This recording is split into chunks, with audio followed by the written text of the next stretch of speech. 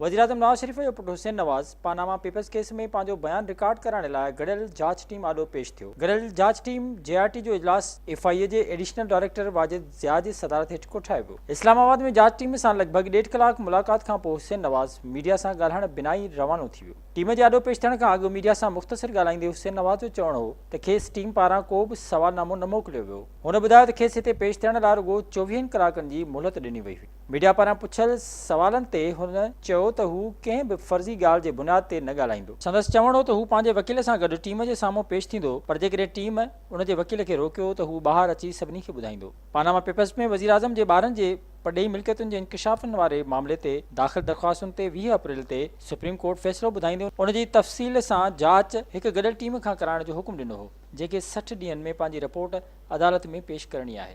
हुसैन नवाज़ अॻु में ई टीम जे ॿिनि मेंबरनि ते पंहिंजे ख़दशनि जो इज़हार करे चुको आहे ऐं इन हवाले सां सुप्रीम कोर्ट में हिकु दरख़्वास्त पिणु दाख़िल कई वई आहे, जंहिं ते सूमर ॾींहुं ॿुधणी थी रही आहे। जांच कंदड़ टीम में वफ़ाक़ी जांच वारे इदारे FIA, क़ौमी एहतिसाब bureau NAB, state bank, security and exchange commission ISI ऐं मिलिट्री इंटेलिजेंस MI जो हिकु उहिदेदार शामिल आहे।